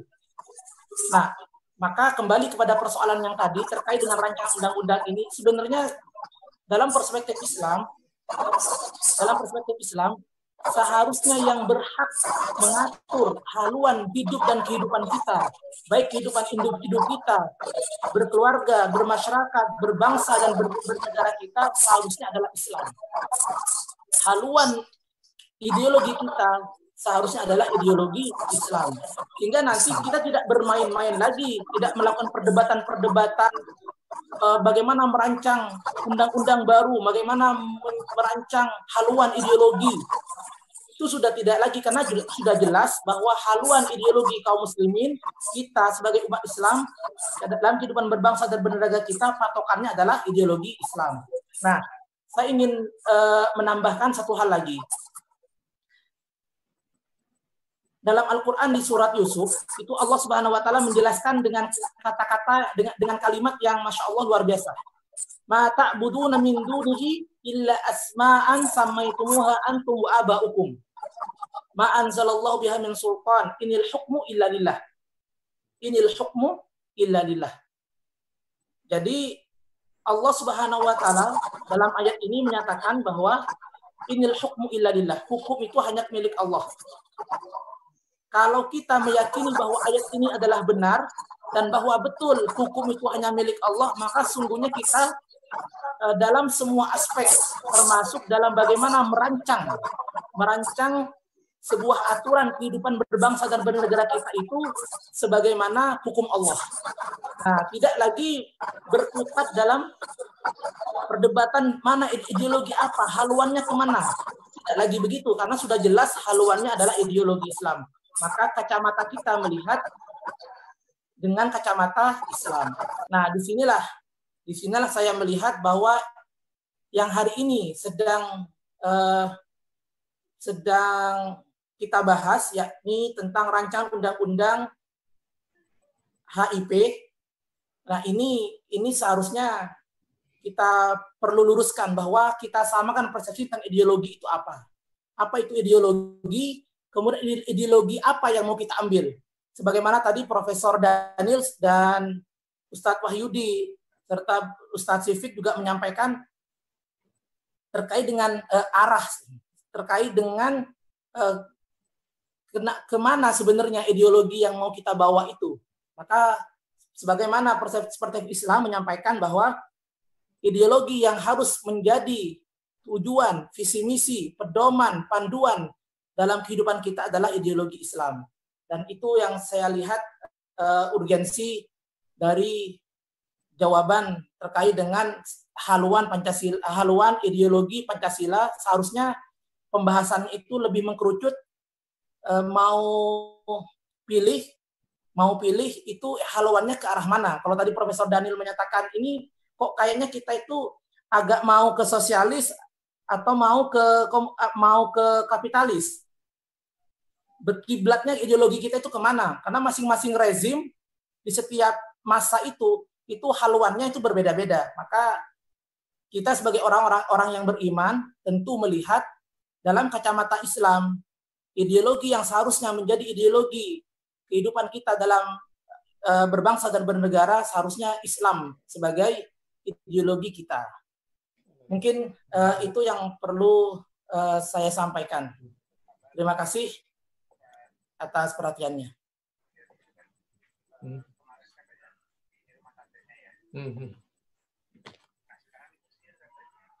Nanti saya telepon. Saya lagi online nih. Saya lagi online. Kan ada lawyernya di sana, bisa di nanti saya.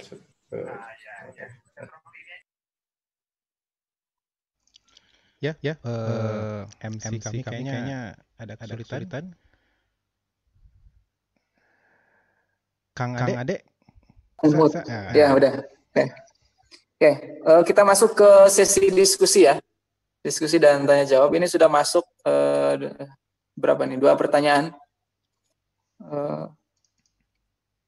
Yang pertama dari Bung Indra Nadi ini ya. Ini ada pertanyaan seperti ini ya. Dalam percaturan geopolitik selalu melibatkan ideologi yang diemban ya oleh negara pengusungnya. Ya. Kapitalisme diusung oleh Amerika dan Eropa Barat. Sosialisme, komunisme dulu diusung oleh Uni Soviet dan Eropa Timur. Sekarang diusung oleh Cina dan Korea Selatan. Nah, sementara Indonesia yang dikatakan berideologi Pancasila selama ini tidak pernah menjadi pemain utama dalam percaturan geopolitik. Ya. Kenapa hal ini bisa terjadi? Ya, apakah ideologi Pancasila tidak cukup kuat untuk mendorong bangsa Indonesia ini menjadi pemain dalam percaturan politik dunia? Mungkin ini bisa dijawab oleh Prof. Daniel ya. Prof. Daniel masih online?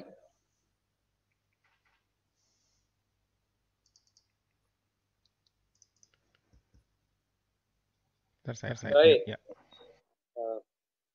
Ya. Jadi begini,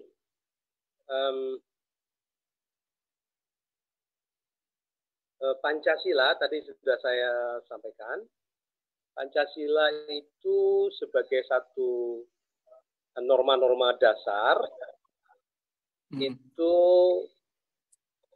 telah disepakati oleh para pendiri bangsa dari berbagai macam kalangan, termasuk tokoh-tokoh Islam. Jadi itu merupakan satu kesepakatan para pendiri bangsa. Ya. Jadi itu statusnya tidak bisa kita abaikan begitu saja, karena kita bagian dari negara di mana Pancasila menjadi bagian yang kesepakatan itu. Nanti seperti Piagam Madinah. Piagam Madinah juga mengatur kehidupan bersama yang bersifat majemuk ya, di Madinah.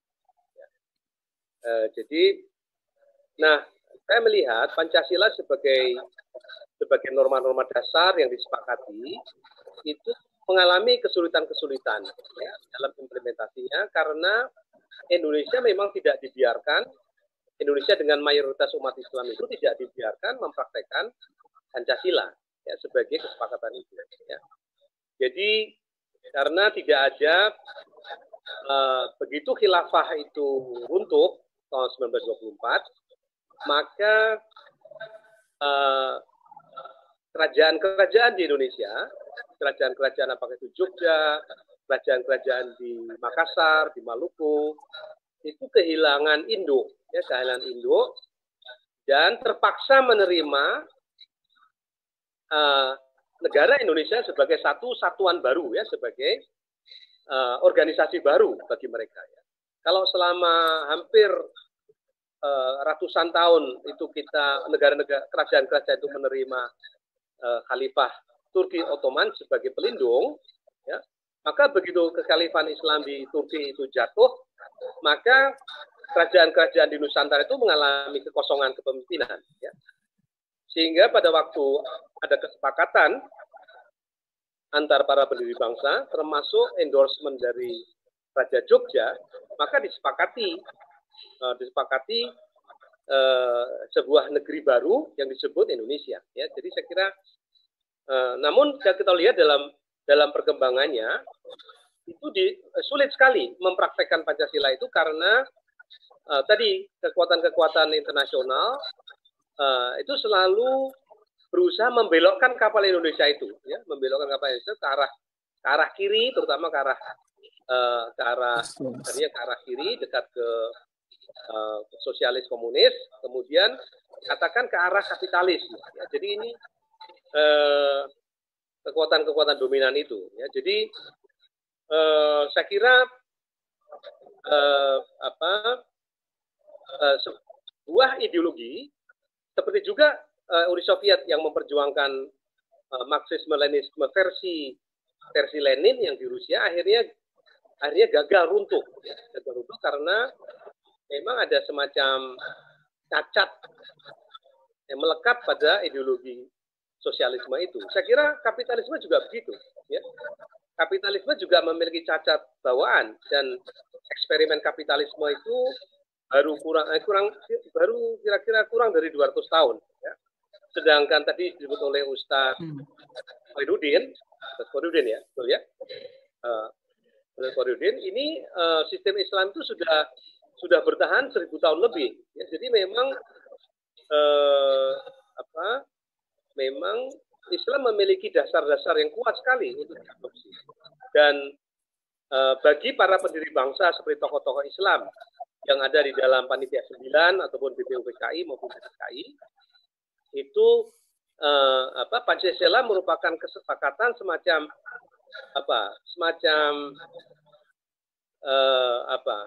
kompromi lah ya, semacam kompromi maksimal yang harus kita hormati, ya, kompromi maksimal yang harus kita hormati di antara para pendiri bangsa, yang kemudian memang terbukti dalam sejarah Indonesia itu kita mengalami kesulitan untuk mempraktekannya secara penuh, ya, sehingga ada amandemen, ada kemudian terakhir ini ada upaya-upaya untuk membelokkan haluan itu. Ya, jadi saya kira itu bagaimana saya membaca Pancasila. Ya, saya membaca Pancasila dengan semangat Piagam Jakarta. Ya, jadi seperti dekret presiden itu. Ya, jadi kalau kita mau melaksanakan Islam itu seperti sila yang pertama, ketuhanan dengan menjalankan syariat Islam bagi para pemeluknya. Ya, jadi saya kira umat Islam sebetulnya memiliki hak konstitusional untuk menjalankan syariat Islam. Ya, kalau kita membaca dekret itu dengan semangat Piagam Jakarta. Ya, cuma ini kan pertarungan politik. Ya, pertarungan politik itu pertarungan kekuatan-kekuatan. Ya, jadi bukan sekedar pertarungan akademik, tapi ini pertarungan politik. Ya, jadi tergantung kita apakah kita mampu menyusun kekuatan ekonomi maupun politik, ya, di dalam platform Indonesia itu. Ya, saya kira ini ya yang mungkin bisa saya jawab. Ya, terima kasih. Ya, terima kasih Prof. Daniel. Bisa ditambahkan Ustadz Wahyudi Al-Maroki? Ini kenapa Indonesia dengan ideologi Pancasilanya kok tidak bisa menjadi negara yang kuat gitu ya? Juga mungkin bisa disampaikan terkait dengan yang dimaksud dengan ideologi itu seperti apa? Ya.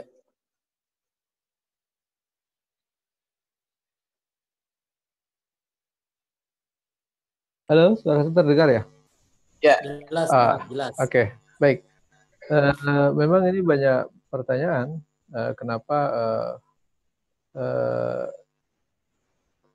negeri ini tidak bisa bangkit? Bahkan kalau dibilang Prof. Daniel tadi, sejak merdeka itu haluannya ubah-ubah itu, nah gitu. Bahkan kalau kita lihat dari perjalanannya, ya memang begitu. Pernah juga mengalami bentuk negara serikat, gitu ya. Pernah menjalankan negara kesatuan, gitu. Kita pernah berbentuk federasi, gitu. Dan akhirnya menjalankan undang-undang juga pernah Undang-Undang Dasar 45, kemudian Undang-Undang Dasar sementara, kemudian konstitusi RIS, gitu. Jadi itu yang saya selalu katakan bahwa tidak ada istilah harga mati itu. Jadi toh kita selalu berproses. Jadi kalau ada orang mengatakan Indonesia sudah final harga mati itu menurut saya ahistoris. Karena dalam sejarah saja kita selalu melakukan perubahan dan melakukan penyesuaian-penyesuaian. Pertanyaan berikut, kenapa penyesuaian itu tidak bisa bertarung di level yang internasional? Ini sama dengan pertanyaan ketika kemarin saya jawab di Madura, bahwa suatu negara yang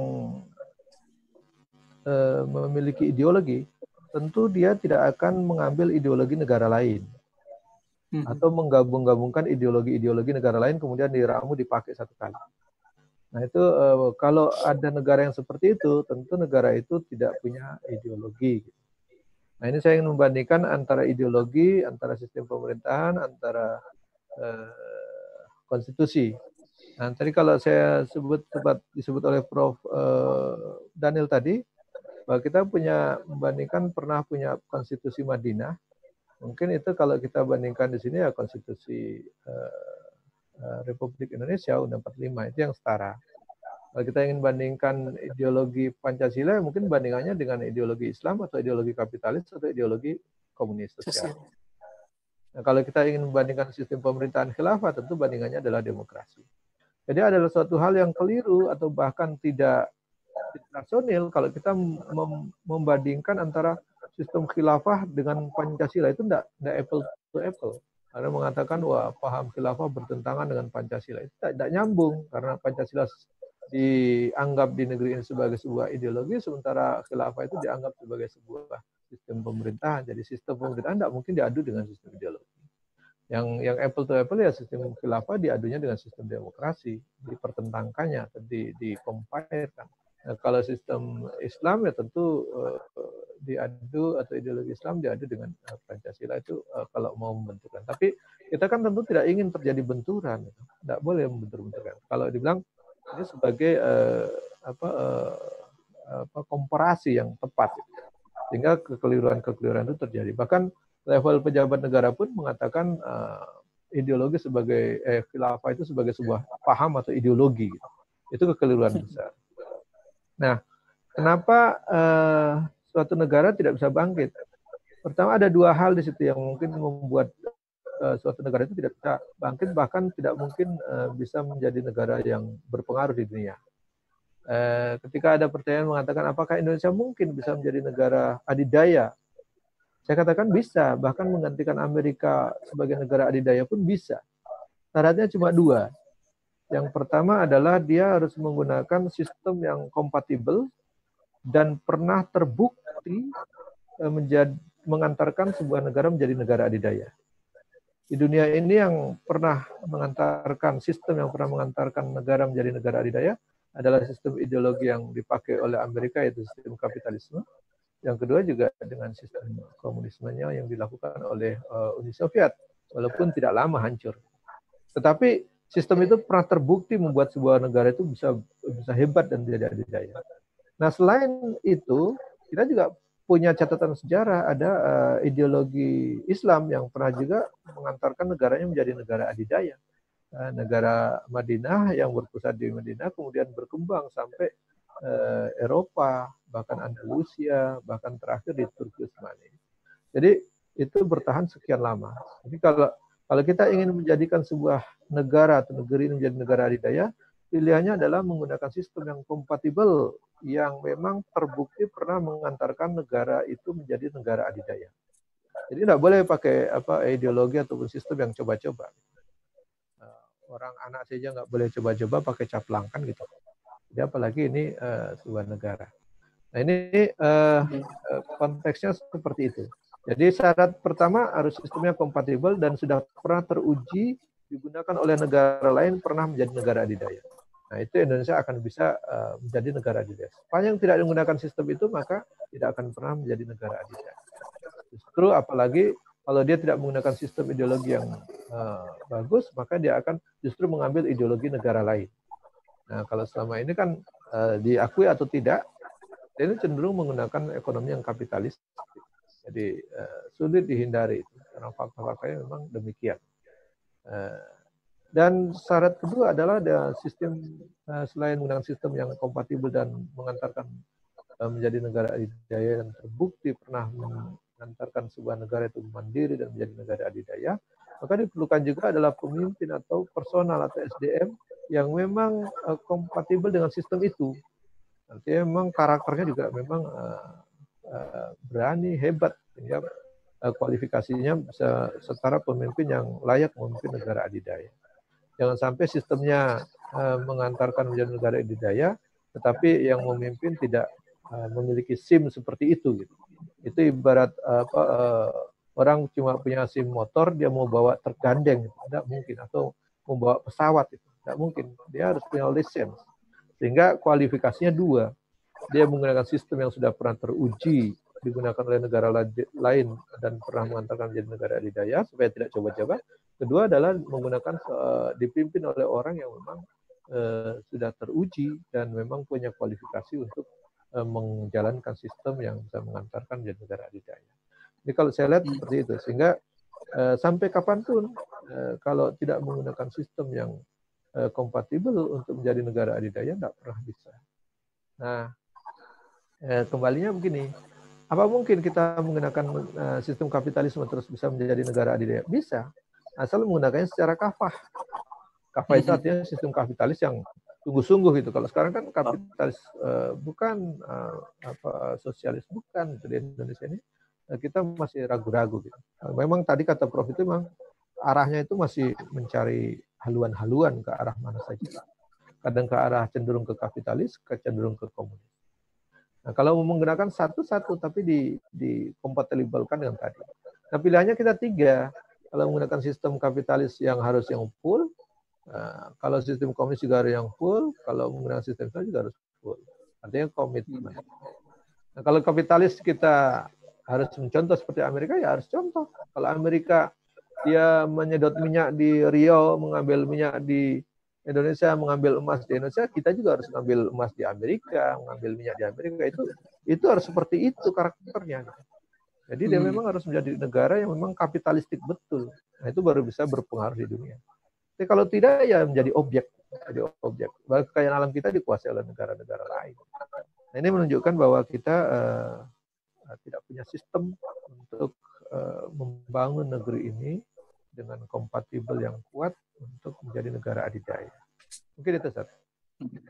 Ya, syukran Ustaz Wahyudi Al-Maroki. Ustaz Sifik mungkin ada mau nambahin? Cukup. Ya, mungkin yang hadir di sini ada yang mau langsung bertanya ini. Ini belum ada yang ngacung ya, belum ada yang ngasih. Mungkin perlu diseruput dulu. Kang Ade. Diseruput. Kopinya nggak ada nih. Ini masing-masing. Wah, saya kalau gitu kita pakai gambar aja lah, minum kopi. Gitu.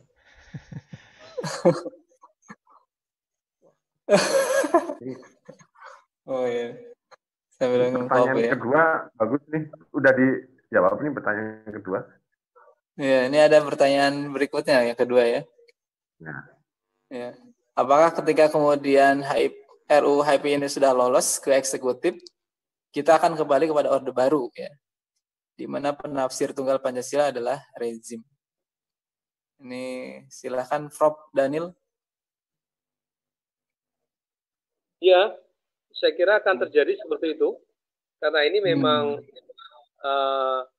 satu undang-undang untuk memperkuat rezim yang lebih otoriter. Ya. Jadi ini undang-undang ini untuk melahirkan satu pemerintahan yang otoriter yang punya potensi untuk menyalahgunakan kekuasaan. Jadi saya kira ini yang akan terjadi kalau kita gagal melakukan judicial review untuk membatalkan undang-undang. Jadi langkah ini kalau nanti sudah ditandatangani oleh Kemenkumham menjadi undang-undang, langkah kita berikutnya adalah mempersoalkannya di Mahkamah Konstitusi. Ya, jadi masih ada pertarungan, kita boleh bertarung di Mahkamah Konstitusi. Ya. Judicial review. Ya, judicial review. Ya. Yeah. Oke. Jadi itu jawaban dari Prof. Daniel, ya pasti akan terjadi otoritarian ketika kemudian RUU ini lolos atau kemudian disahkan di Kemenkumham. Tapi ada kesempatan untuk kemudian melakukan judicial review di MK. Ustaz Sifik mau nambah? Ya, bukan nambah sih, sebenarnya dua pertanyaan. Sebelum bertanya mungkin yang menarik adalah pertanyaan bagaimana kalau itu nanti diundang-undangkan, disahkan. Dan kita udah tahu lah kalau ke MK ada kemungkinan kalah lebih besar daripada menang, itu udah ketahuan. Walaupun kan kita sudah berpengalaman itu kan kayak gitu kan. Misalnya kan sudah berapa kali kita sudah berpengalaman. Tapi bukan berarti kita pesimis, Prof. dan Ustaz. Dengan dicabutnya BHP HTI atau tidak diperpanjang FPI, apa yang terjadi? Saya ngamatin di digital ya, dunia digital, malah dakwahnya HTI dan FPI luar biasa. Ini sesuatu hal di luar konteks teori. Rasa simpati, rasa empati, kepingin berjuang lebih besar. Jadi kalau saya sebagai seorang praktisi yang sehari-hari lebih dekat dengan dunia pragmatis, mungkin itu yang kita bisa ambil daripada kita udah pengalaman lah, capek-capek, kita jelasin macam-macam, malah fitnahnya kemana-mana, bulinya kemana-mana. Nah, pertanyaan saya buat Profesor Daniel sama Ustadz Wahyudi, sikap terbaik apa sebenarnya yang harus dilakukan kita sebagai oposisi, bukan orang kanan, kanan dalam banget, seorang terutama pengemban dakwah ya, sebagai umat Islam dan pengemban dakwah, ya apa yang harus kita lakukan? Kita udah pengalaman kok beberapa kali ke MK seperti itu. Walaupun catatan ya, lucu juga ada yang bilang kan nanti ada MK gitu loh.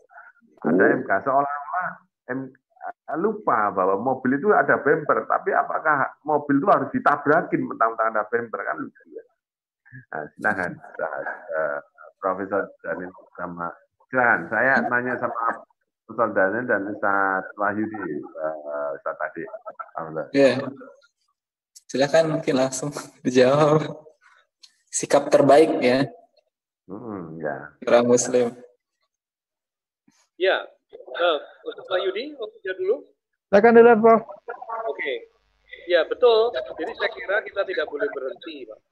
Kita tidak boleh berhenti, kita akan memanfaatkan berbagai macam front untuk tetap bergerak, ya, sambil tetap mencermati perkembangan-perkembangan internasional terutama. Ya. Jadi saya kira perubahan-perubahan drastis akan terjadi kalau terjadi perubahan landscape di tingkat internasional. Jadi dinamika yang terjadi antara Amerika Serikat akan perlu kita pantau terus. Ya. Sementara itu kita tetap bergerak. Seperti misalnya kita tadi saya katakan bahwa instrumen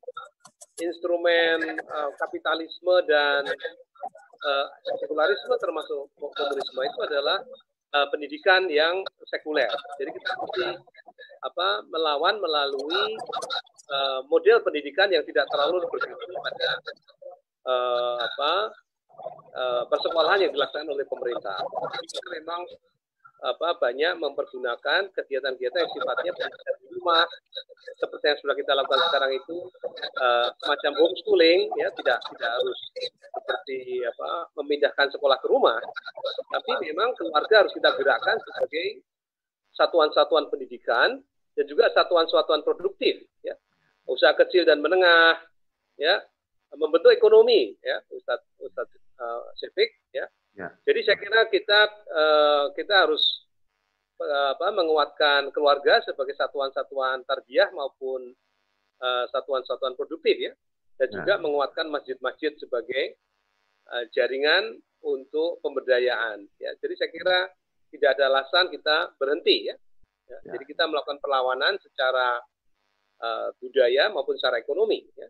Saya kira ini itu sebagai satu gerakan politik, ya, tapi tidak melalui mekanisme parlemen, tapi kita tetap menjadi menguatkan agenda-agenda umat, terutama untuk pemberdayaan ekonomi. Saya kira kok itu ya kuncinya, ya. Ya. Demikian. Terima kasih. Prof. Ya.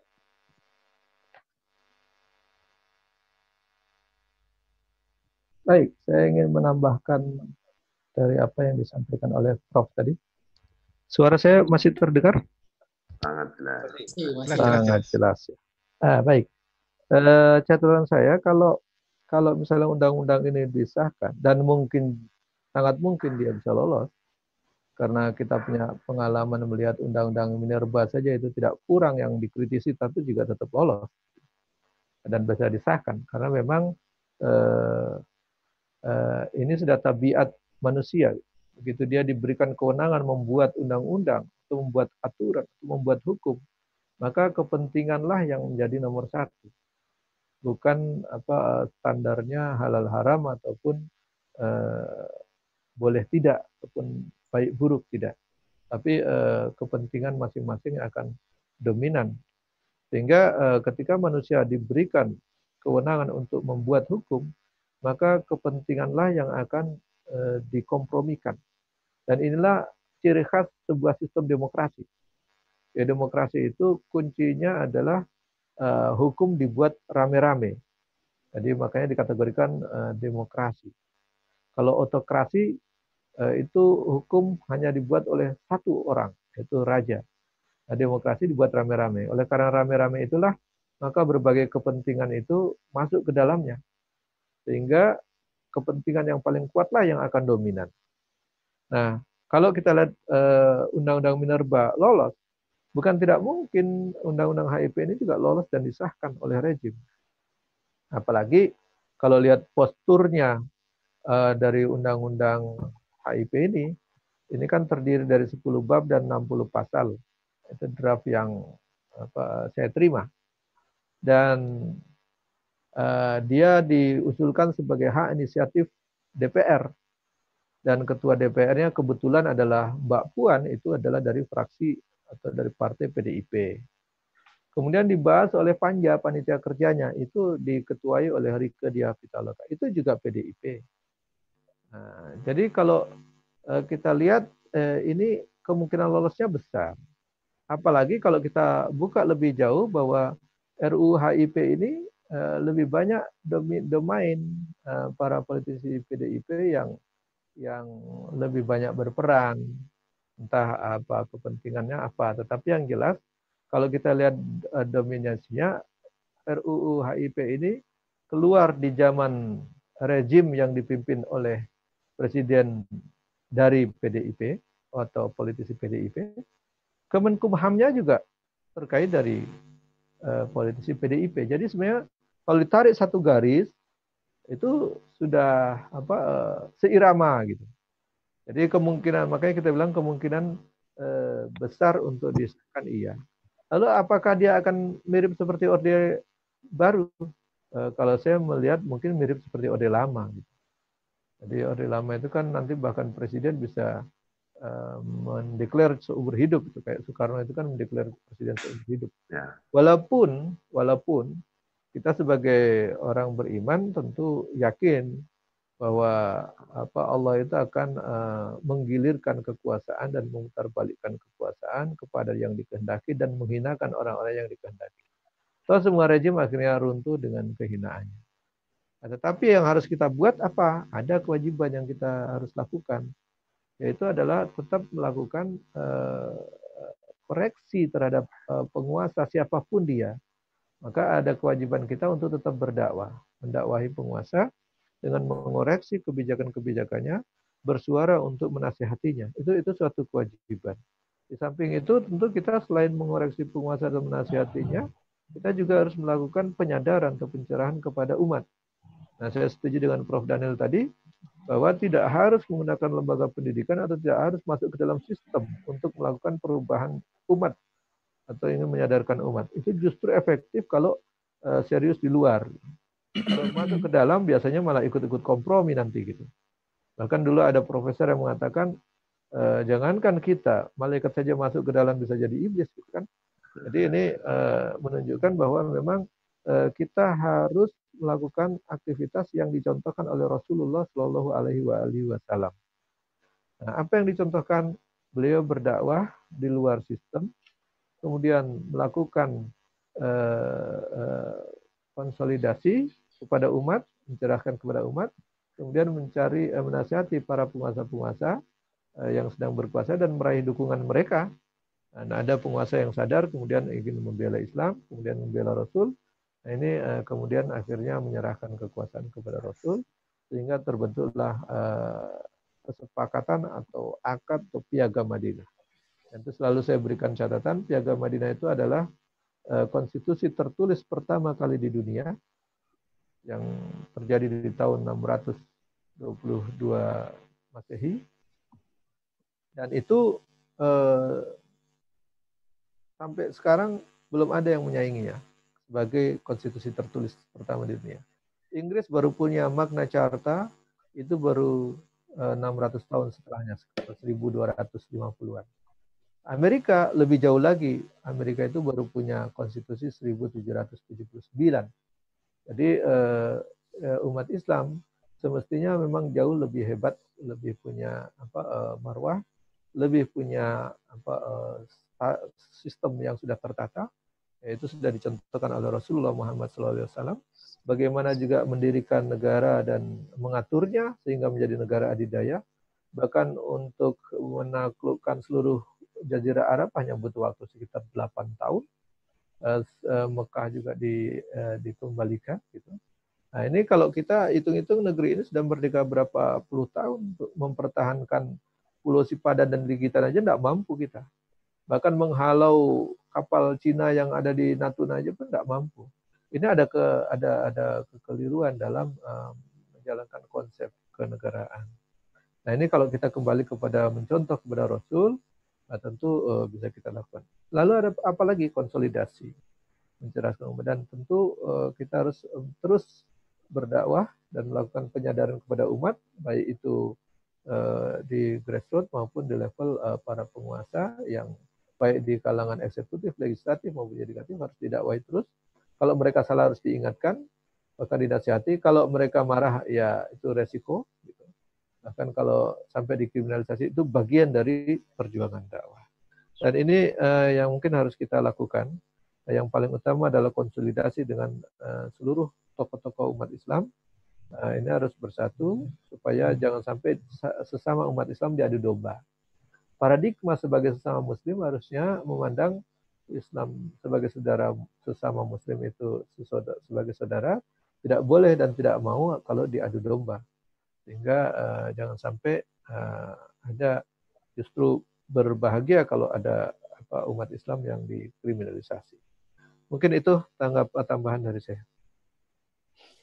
Ya. Baik, ya. Sudah terjawab spesifik ya terkait dengan pertanyaannya. Ya, baik, hari ini yang berbahagia ya. Ini waktunya saya punya waktu sampai 22.25 ya untuk dikembalikan kepada. Nah, dari perbincangan ataupun diskusi yang santai ini ternyata sangat luar biasa ketika kemudian kita membahas terkait dengan haluan ya, terkait dengan sandaran ya, terkait dengan ideologi ya, ideologi negara Indonesia ya, terkait dengan Pancasila. Tentu sebagai seorang Muslim ya, tentu kita meyakini bahwasanya ketika kemudian berbicara terkait dengan ideologi atau kemudian berbicara terkait dengan sistem ya, sebagai seorang Muslim kita meyakini bahwasanya Islamlah sebagai ideologi kita yang kemudian kita yakini, tidak hanya sebagai agama saja, tapi dia juga sebagai ideologi atau kemudian mabda yang kemudian dari sanalah terpancar berbagai aturan yang kemudian itu yang akan mengatur seluruh aturan manusia. Nah, baik, ini saja mungkin yang bisa meskipun banyak catatan-catatan yang saya tulis di sini terkait dengan pemaparan dari Prof. Daniel dari sejarahnya ya, terkait dengan tadi haluan yang digunakan negara kita ya, negara tercinta Indonesia yang berubah-ubah gitu ya, masih belum ajak ya, kadang ke kapitalisme, kadang ke komunisme. Nah, yang belum dicoba adalah Islam ya. Tadi sudah dipaparkan oleh Ustaz Hoirudin ataupun Ustaz Al-Maroki terkait dengan sistem yang kompatibel yang ada di dunia ini ya, yang pernah berjaya yakni sistem Islam yang telah dicontohkan oleh Rasulullah SAW, juga dicontohkan oleh para sahabat beliau. Baik, Al-Fakir ucapkan terima kasih kepada seluruh pemateri ya, Prof. Daniel, juga Ustadz Wahyudi Al-Maroki, Ustadz Sipik, Ustadz Hoirudin, yang mudah-mudahan Allah Subhanahu wa taala memberikan sehat, memberikan panjang umur dalam taat ya, rezeki yang barokah, dan juga mudah-mudahan menjadi pertemuan yang berkah ya. Baik, itu saja yang bisa Al-Fakir pandu ya di kesempatan malam hari ini. Mudah-mudahan bisa berjumpa kembali di edisi berikutnya ya dengan tema-tema yang hangat ya, tema yang panas berikutnya. Baik, saya kembalikan kepada host Ustaz Akbar. Jazakallahu khairan. Allahumma waffiq ila muthariq. Assalamualaikum warahmatullahi wabarakatuh. Waalaikumsalam warahmatullahi wabarakatuh. Terima kasih Kang Ade ya. Terima kasih juga kami kepada pemirsa yang sudah hadir di Seruput atau diskusi seputar isu dan problematika umat. Jangan lupa juga untuk hadir kembali dalam acara Disruput. Oleh karena itu like, subscribe di YouTube ataupun di Facebook Jakarta Kalbu Dakwah agar tidak ketinggalan seperti acara-acara seperti ini. Lalu segenap panitia juga ingin mengucapkan terima kasih kepada narasumber khususnya dokter dan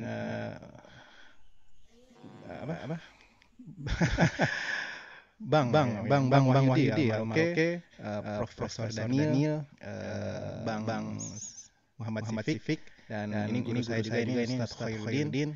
Saya mengucapkan terima kasih sebagai narasumber. Semoga dalam keadaan terbalik ini, balik semuanya di sekarang ini. Beliau ini guru saya ini diberikan kesehatan dan amal jariah yang tiada henti. Dan juga mohon maaf bila ada salah kata. Oleh karena itu kami mari kita tutup dengan hamdalah dan kafaratul majelis. Alhamdulillahirabbil alamin. Subhanaka wa bihamdika asyhadu an la ilaha illa anta astaghfiruka wa atubu ilaik. Assalamualaikum warahmatullahi wabarakatuh. Waalaikumsalam. Syukran Profesor Ustaz Wahyudi.